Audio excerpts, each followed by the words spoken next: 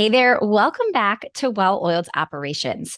Now, you may have seen over the last month, we just recently wrapped up an in-person 3-day event.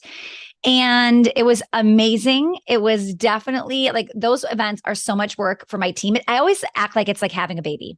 You're in it, we're like, 9 months in going, we are never going to do this again. And then we throw the event. It's amazing. Everybody loves it. And then we're like, it's like got the cute baby there. And then you're thinking, okay, maybe we'll do another one of those. That is what these events are like. And some of you got to experience it, be there. Maybe if you're inside of Well-Oiled Operations, maybe you didn't get to watch it, but now you get access to the recording. So you're in there, you're binging it. Well, if you are somebody who's been from the outside, wanting to know more, wanting to kind of get a deeper look, today I'm going to be actually letting you listen in on what we call like the finale presentation, how we ended and wrapped up. So I'm going to give you a little glimpse into what our events look like or what the topics are and what we're talking about. And I'm not going to give too much of an intro of it because when I start talking, I actually intro the topic before I begin. So enjoy if you had not been at our event, and maybe you're somebody in Well-Oiled who just hasn't listened yet. Okay, take this opportunity on the podcast to make it super simple. If you did listen to the entire thing, here's what I encourage you, because it's been over a month now, right? I think almost a month. I want you to listen again, and I want you to try to get something or grasp something you didn't get last time.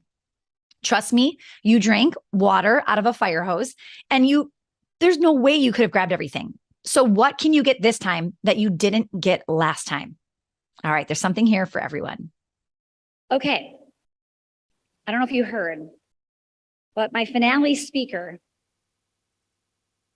is like amazing. So amazing, she ditched me to hang out with the Vice President of the United States tonight. My team was like, oh, what are we going to do? I mean, kudos to her. Like, that's amazing. And I was like, guys, I would have ditched you too if they invited me. I would have been like, somebody figure out what to do with here are my slides. You do what you need to do. I'm still going to share some of the things I want to share, because the reason I put Thaime at the end of this is because of just everything that's going on and like what we're heading into. And I think this will still be very helpful for some of you. So Thaime was one of our clients. So I was the Wisconsin Small Business Person of the Year in 2019, and she was it in 2020, which is pretty cool. And the reason she actually found me was because of that. She saw it in the paper and then started looking into us and then joined Powerhouse. So the reason I was going to be interviewing her and just kind of sharing her story, and first of all, in case you're wondering, like, why is she at the Vice President's house? For Hispanic Heritage Month, they invited her to dinner at the Vice President's house and a celebration, which is pretty cool. We found out on Tuesday that she was getting to do this, I think today, actually. And when I share some details of what I'm going to share, you're going to go, that's why she was invited. That is why they are recognizing her. So the reason I wanted to end with her is because we are heading into a recession, right? And right now people are saying it, like we've heard it, but a lot of people are like, is anything happening? This doesn't seem like anything crazy, but we don't know how bad it can get and what it is going to look like, especially a recession after a pandemic. There is so much unknown, right? So Thaime owns a paint and sip farmhouse here in Wisconsin. And it's where they like have a glass of wine and you paint and all the things, right? So when the pandemic hit, they were hit hard, but she was so incredibly creative. I will never forget. I think she joined our program right before. And Cara, who's also local, was like, oh my goodness, I just went to Thaime's farmhouse and there is a line of cars down the street. She transformed in the pandemic to, what was it, like a to-go painting experience at your house. So she got creative and thought, well, they're going to shut me down. Then I am going to do something where we can go in their home. And it was a huge hit and people were lining up and just all the things. And she came on one of our calls and she was really discouraged because she's like, listen, last summer was our most profitable summer we have ever had. They did this amazing festival. It took off. And she's like, I'm so discouraged because now I feel like best case scenario, we break even. And she's like, that sucks. Like, we've been working so hard and this was going to be even bigger and better and all the things. And she's like, now I'm hoping to break even and do all of this work. Okay. So I worked with her a little bit on mindset, and I had said, what if best case scenario wasn't break even?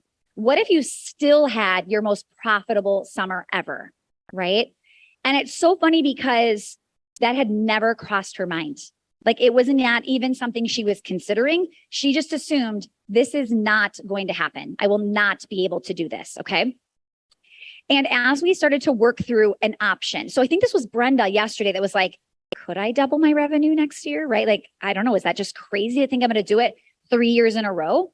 But the second you decide that it's possible, your brain starts to look for options, right? So if we go, best case, she breaks even, what are her actions look like? Not great, right? She's just looking, her goal is now just to like cover her expenses. But when we switch that to, let's try to have our most profitable year ever, her actions started to change, right?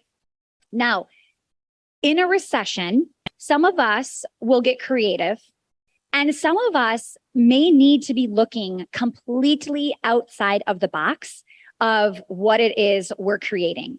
So even though she was a paint and sip and she tried everything, I mean, they were doing crazy stuff. It was like every time we talked to her, it was like something new she was launching, but she was exhausted. Like, they needed to keep doing that and keep trying to get it to fix. So she came back on a call and she said, okay, we want to get your opinion, her and her husband, Jesus. We're thinking about opening up a food truck where we sell tacos. I'm like, okay, hold up. So first, I started to dig of, where did this come from? Like, is this your first thought you've ever had of let's do a taco truck? And she's like, no, actually, he has wanted to do it for a very long time. And food, like restaurants, some of them, like especially like this type of restaurant, right? Food truck, they were taking off during the pandemic. And she's like, no, we've actually really wanted to. He knows how to make this certain, I can't even say it. You know, if you've been there, you know what I'm talking about, this red taco. And she's like, we really think this could be good. So that food truck idea came from the thought of, what if this was our most profitable summer yet? But she knew it wasn't going to come from the things she had been doing because festivals were not allowed at that time, right? So she was looking for that other idea. So they opened this food truck, and the first month they grossed $100,000 selling tacos. Crazy. And then within, I don't know if it was exactly a year or right around there, they hit 7 figures the first year they opened. Okay. And I share this story because your brain might tell you, oh my goodness, the recession is awful. I need to open up a food truck, or your version of a food truck, right? And we have to be really good at really deciding, is my offer still relevant? Do I just need to make a few tweaks? Do I just need to change the messaging? Do I need to talk to a different person, right? So even in the pandemic, like, I'm a germaphobe. Like, I was doing the things people started doing the pandemic, like when you go to the grocery store and you finally like wipe down your handrail, like the cart. I was doing all of that stuff before the pandemic. Like, I am very big into like any of that stuff. And during the pandemic, I became my own worst nightmare of the people I was selling to. Anybody like me was no longer my client. They did not want their kid walking into my studio because they were a germaphobe like me, right? So I could still sell dance classes, but I had to sell to the mom, like I think like a Cara, who was like, take my kids, you do whatever you want with them. If they can be there from 8 to 4, that would be awesome. Because she didn't care about that. She wanted the socialization. She wanted them out of the house so she could work, right? I needed to change my person, not my offer. Okay. And I want you thinking, as we head into whatever we're heading into, does your person change at all? What does that look like, right? Who are you talking to? How will your marketing change, right? There are some people that have very secure jobs. No matter what happens, they will not lose their jobs. In a recession, they actually do better because things start getting discounted. They start getting good deals, but they're still going to get their income. They're still going to get their salary, right? So we have to remember that, yes, there's going to be people that are going to be losing, whether it's jobs, losing a lot of money in the stock market, right? And then having that freak them out. But there will also be people that will be completely fine and their jobs are untouched. and they are actually looking to spend money, right? So we have to ask ourselves, who is going to be our ideal client in that situation, right? And I would say even now in our online business, my person is already pivoting a little bit because there are people that are a little bit more like their brains definitely go to the negative and to the scarcity. And they're like, oh my goodness, I cannot spend money because we don't know what's going to happen. That's not my person in a recession. My person is like, I don't ever want to be without a coach in something like this. I am going to spend money on that. It's a non-negotiable. So instead of me educating somebody who's already kind of in that scarcity, I can't do this, I can't invest, I don't want my marketing to be talking to that person. I want my marketing to be talking to the person that already knows they are never going to do without, right? So my person is slightly changing right now, like it happened in the pandemic with my studio. Does that make sense? Okay. So I want you to think about your person right now. How will they be affected? What will that look like? Right? So maybe you serve somebody who's in a typical 9-to-5 and they might get laid off.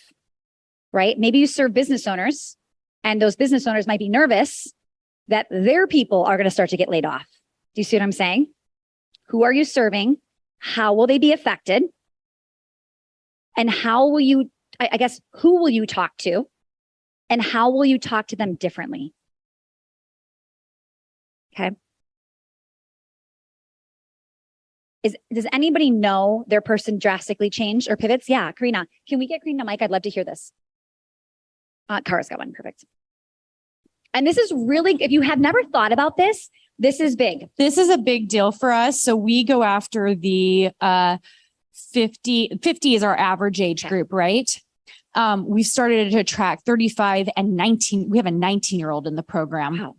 And it really occurred to me as I'm starting to speak at universities that we are going to be either creating or figuring out an accredited version for 18 to 21 year olds. Wow. So I still think our core group's going to be there. However, I could totally foresee, especially if I get some of my universities involved, that being the big money maker, because we offer a lower prices and we don't do sales for it. We sell to the university sells to the student. Yeah. Okay. So good. And that's pretty drastic. Like she's saying, typically it's 50. We could see it actually going to 18 to 22. That's a pretty big change. So imagine what marketing will look like talking to a totally different, I mean, that's a pretty drastic age range, right? Anybody else see this happening or need to be thinking about how to change their marketing? Okay. So what I would do as we start to plan in a minute, your 2023, I want you to think about what this looks like. Okay. And I also want you to remember sometimes the recession, it hits different industries. Some industries will actually explode during a recession, right? Some industries just have a delayed effect, right? So one thing I learned in my studios was I feel like the recession hit us 2 years after it started, which sounds crazy, but this is why. Parents didn't want to stop spending money on their children. They cut their own expenses. So maybe they stopped going to the nail salon. They stopped getting massages, but they definitely made sure their kids got the dance class, right? And why I say 2 years later is because it was almost like they held on as long as they could until they couldn't do it anymore. And then we started to all of a sudden get people to say, listen, my husband lost his job 6 months ago. We really don't want to pull her out of this. This is like the only thing she loves, but we can't afford to stay. And we started to give scholarships to certain people. We started to make some changes, right? So I want you to think about your industry and when, like almost in your head, predict when you will get hit and how you will get hit. Like how fast will it take? Does that make sense? Who is your person? How will you utilize this? Now, like Nikki, you grew in the pandemic. So do you feel like, is your prediction you're going to blow up even more because people are losing their jobs and they want to be a freelancer? So yeah. The interesting thing is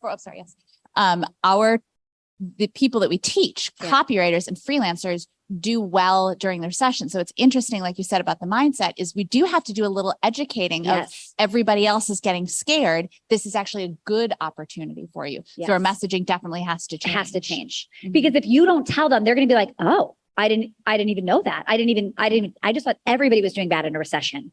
Exactly. Right? Yeah. Okay.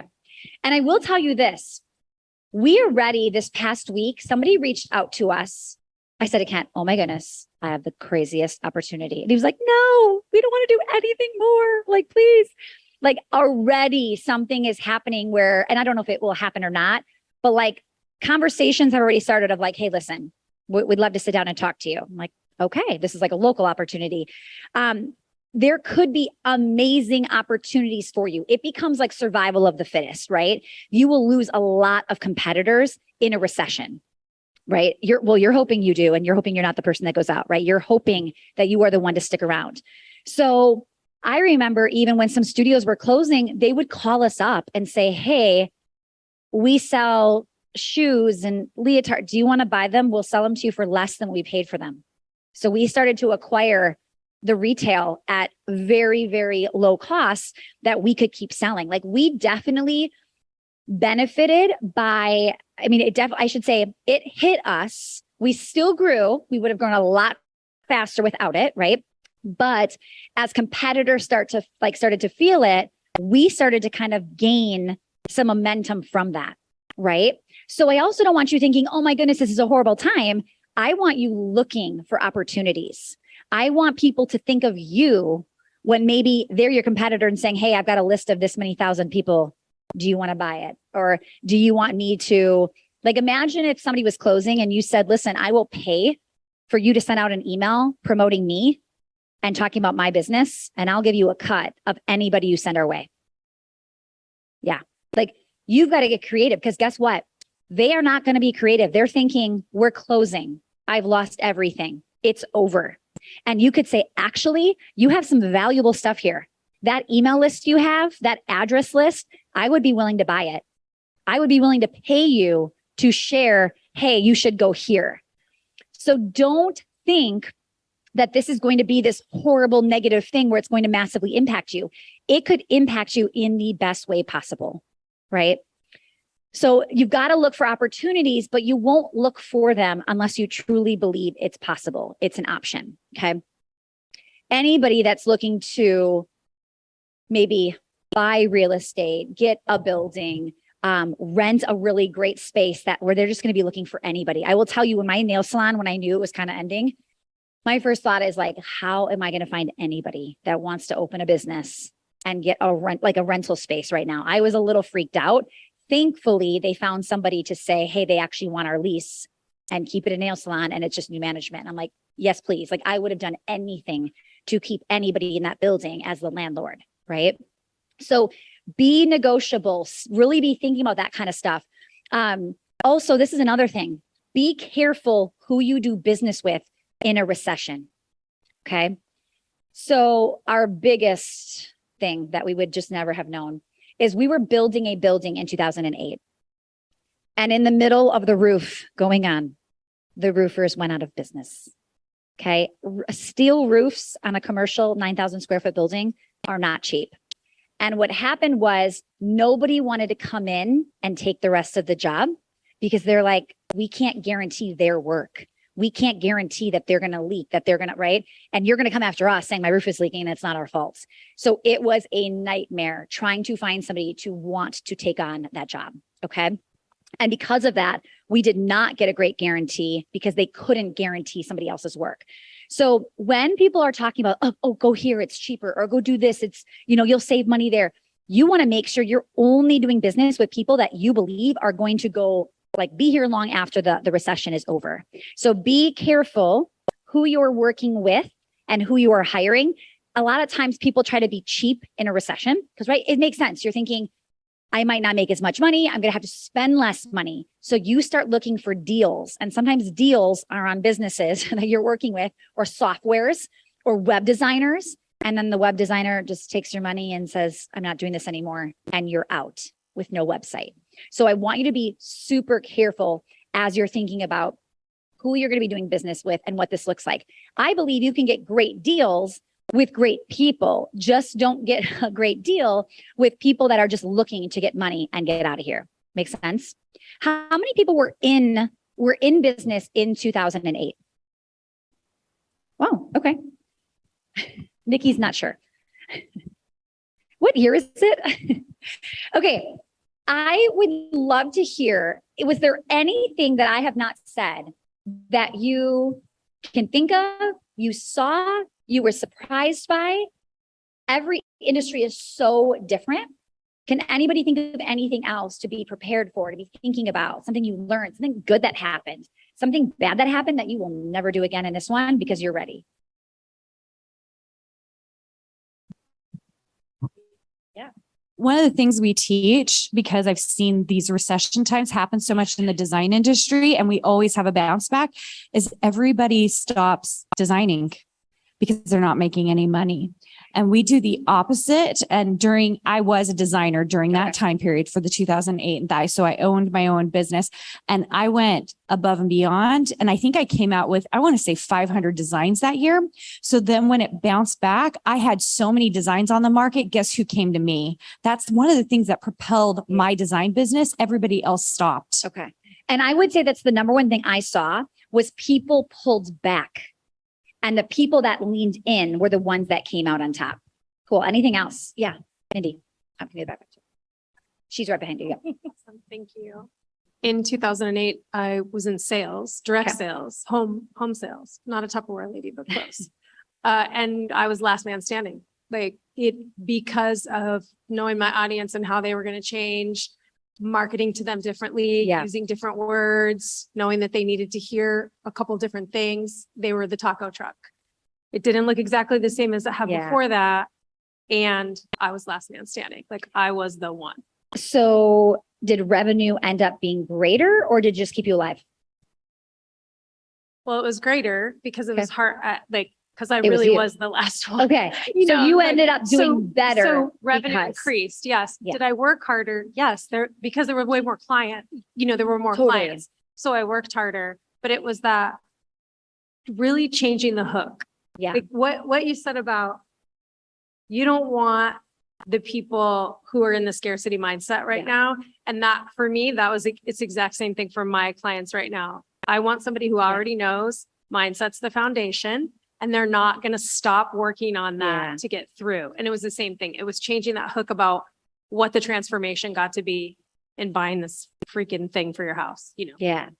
Okay. I love that. Well, and that's the thing. I'm glad you actually said it was hard work. I had to work for it because I do believe the pandemic, we did really well, but we worked our butts off, right? We had to get stuff done and who knows what that's going to look like. But I will say it definitely for me uses more brain power. I need to be as creative as I possibly can, right? And being the last one standing isn't easy. Let's be real here. The last person standing, right? The best business standing in your industry is not probably going to be that easy. But if you're up for it, you will reap the rewards when it's done. Like Karina's saying, she was ready to go, right? They came to her. We need to make sure your people know that too. And not only that, that's kind of where we talked about the perception, right? So my parents, they go to the same restaurant every Friday. And they were like, oh, I don't know if they're gonna be in business much longer. I feel like something's going on there. And what are they doing? They're immediately looking for their next Friday, fish fry joint here in Wisconsin. And it's because perception is everything. So when Karina says they stopped designing, perception is, oh, I don't know if they do that anymore. I haven't seen them do that. Right. Whereas Karina's sitting over here, pumping stuff out. And they're like, well, Karina definitely does that. You should go by her. Right. Perception is so important. Okay. Now, I'm not saying this fake it till you make it. Right. Because I also believe people can tell.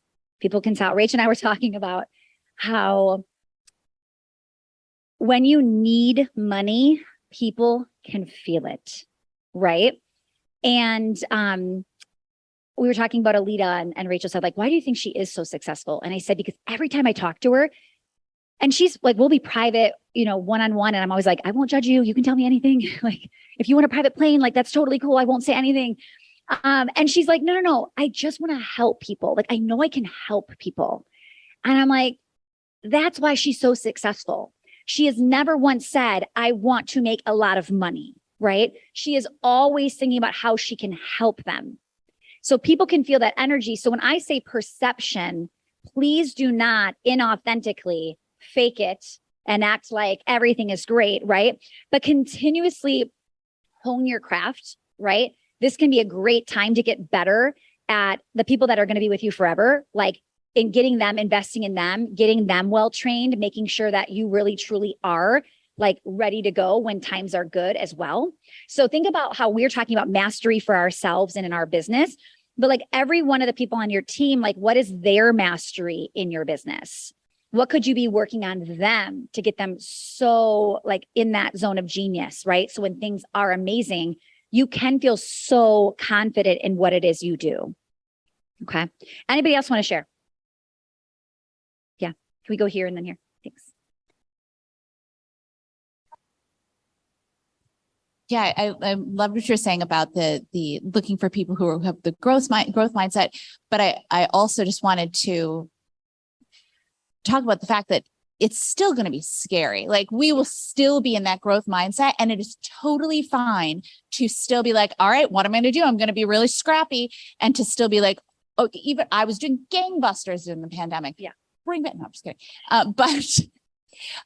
But it was still scary, and that's totally fine. But that's also part of the reason why it's so important to be in a community like this, and to have a coach and to have other people around you who, first of all, can get it and can give you ideas, but can also listen and hold space for all that experience, because it is going to be, no matter what happens, there's always going to be scary elements of business. I'm really glad you said that. And even Christina said the other day, like she got in her car when she shut down, and she cried. Like, I'm so happy you're admitting this, because 100%, like we're scared of the unknown. We don't know what to expect. Like when we were trapped in the elevator, part of me thought it was funny. And then part of me is like, but what if we're in here for like a couple hours? Like, what if we miss the whole dinner and like, this is not that great. Like there was some unknowns of like, if you could have guaranteed the firemen were coming in 10 minutes, I would have been fine. But it's like, you can't guarantee that. And the scary part of that is like just not knowing. So I'm so happy you brought this up, because if somebody's like, oh my goodness, I am scared that I am not doing this, it's part of it, but it's like feeling it, acknowledging it, and then knowing that that's not helping, right? Like she's like, I cried and then I got to work, right? Like I did the same thing. I definitely cried. And then I'm like, game on, let's go. So it's not that it's not going to be hard. You're not going to be scared. It's like, feel it and then keep being proactive on what to do next. And I will say this too. I think it's important because we want to look good. We want to like everybody to think like we're the most amazing person ever. Our business is the most amazing.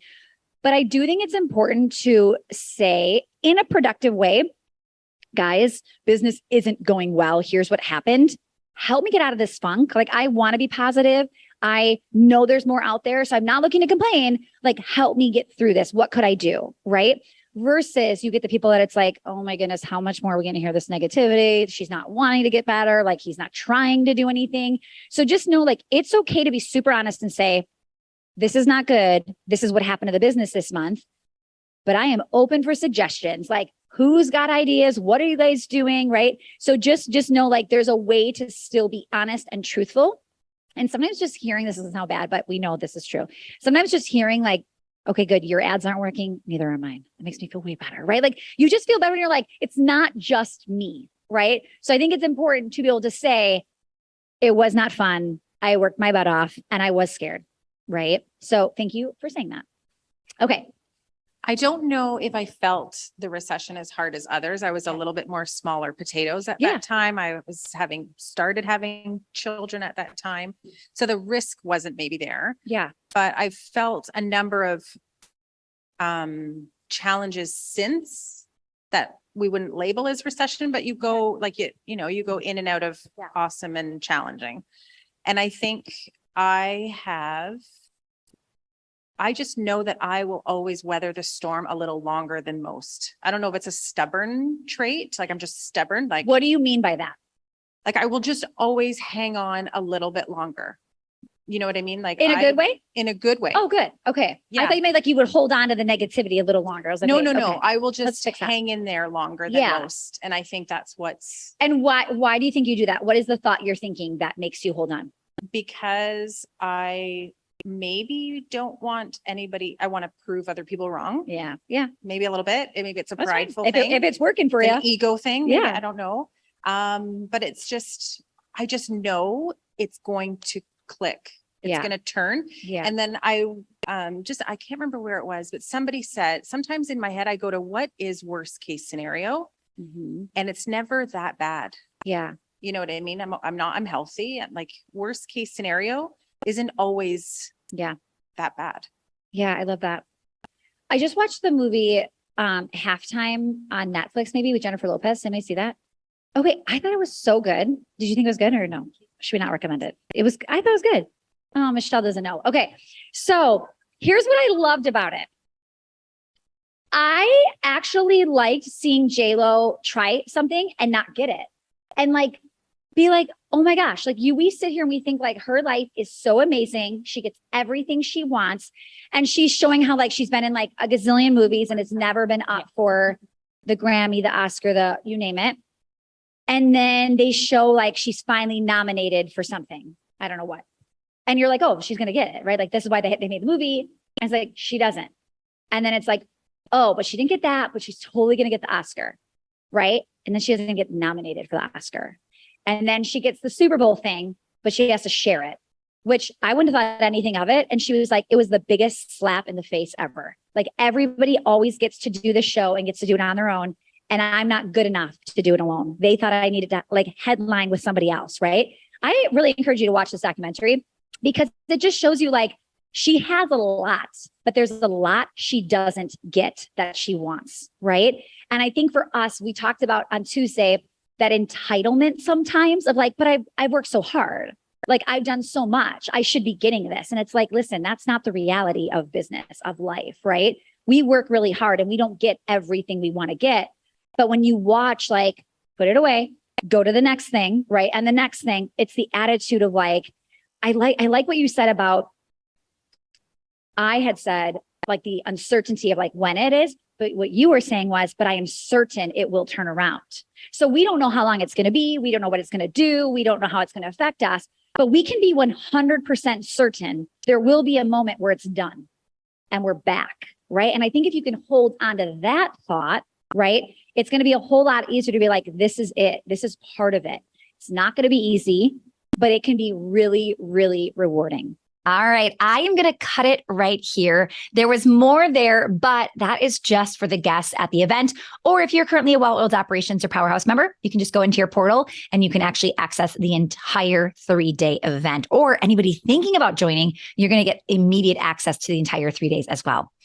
All right. That is it for today. Enjoy the rest of your day, and we'll see you back here next week.